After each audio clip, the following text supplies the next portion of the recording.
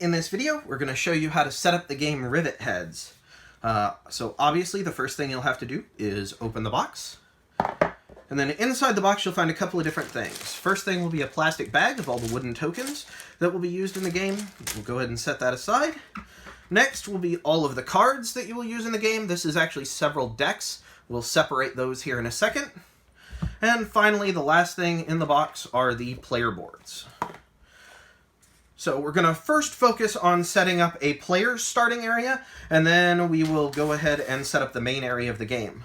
So the first thing a player will need is a player board.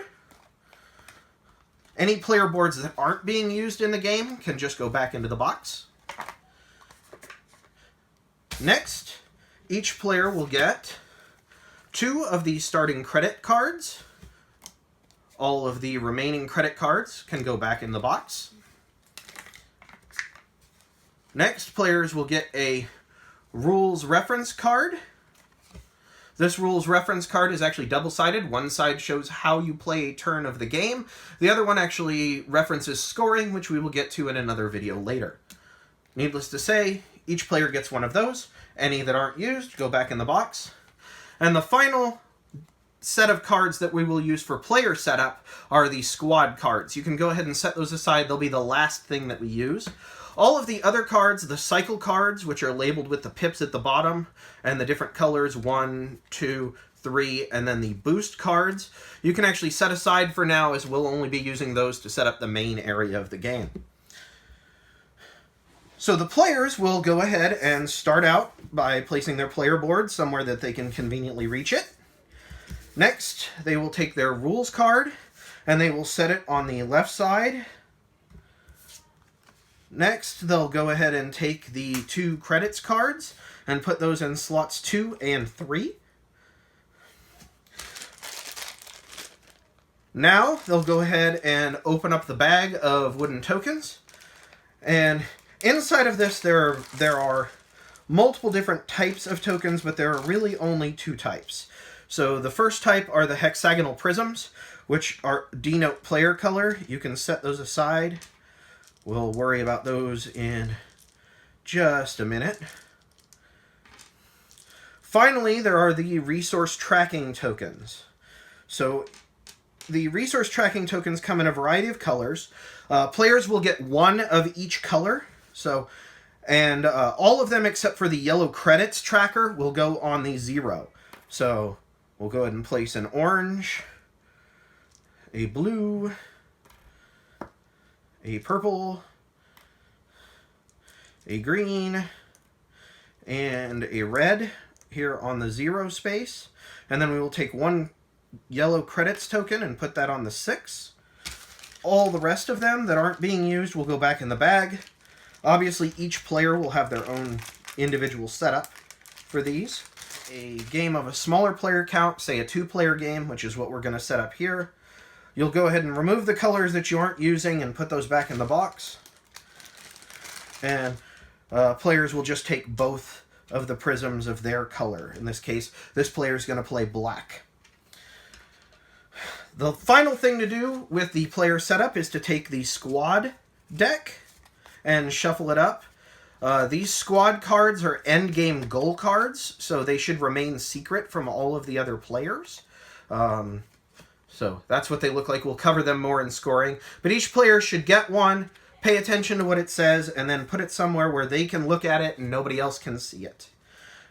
That concludes player setup. So now we're going to go ahead and set up the main area of the game.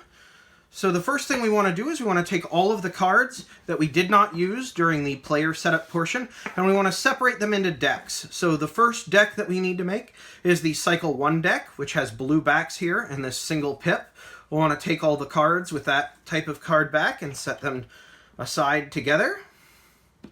Then we want to get all of the Cycle 2 cards, which have these pink backs and 2 pips at the bottom, and set those aside. And then we want to get the Cycle 3 cards, which have yellow backs and the 3 pips at the bottom, and get all of those together. And then finally we have the boost cards, which have their own unique card back, which we will actually set over here. We want to leave some space in the middle. So now, we'll go ahead and give the boost cards a shuffle. But before we shuffle any of the other cycle decks, we actually will have to remove some cards based on player count. So, for convenience sake, I went ahead and put the cards at the top. We're setting up a 2-player game, so we're actually going to be removing all of these cards. In this case, the ones marked with the 2-player hashes and the ones marked with the 3-player hashes. Were this a 3-player game, we would only be removing the ones marked with the 3-player hashes. And in a 4-player game, all of these would be included in the full deck before we shuffle. In this case, with 2 players, we're going to take all of these out from each cycle deck. So we're going to take the Cycle 1 cards out. We're going to take the Cycle 2 cards that have hashing out. And then we're going to take the Cycle 3 cards that have hashing out. And all of these can be set back in the box for this 2-player game that we're setting up. Now, we'll go ahead and give each deck a quick shuffle.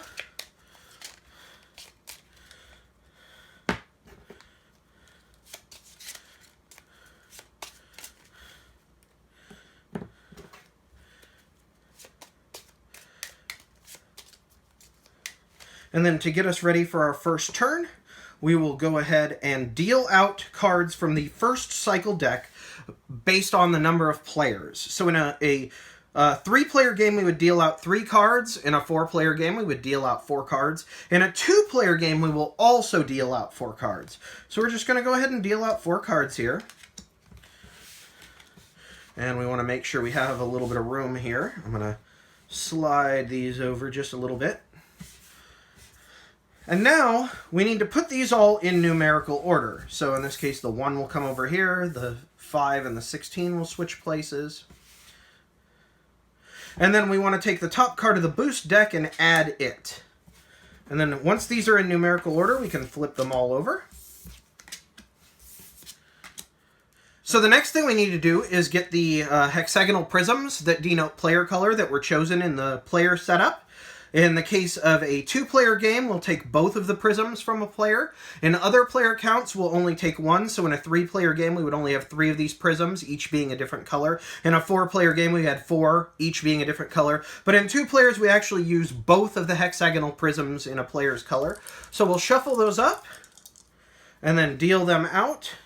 And that will determine the initial choice order for players. So in this case, they will go ahead and choose which cards they want. I'm just going to go ahead and arbitrarily place them. So now we will go ahead and we will again deal a row up above these, starting with the cards from the Cycle 1 deck. Go ahead and deal those out. And then we will reorder these in numerical order, just like before. Flip them over. Add a boost card to the end of it. And we are now set up to begin taking turns on the first turn of the game with the white player who is closest to the deck. But we will cover that in the gameplay video that's coming up next.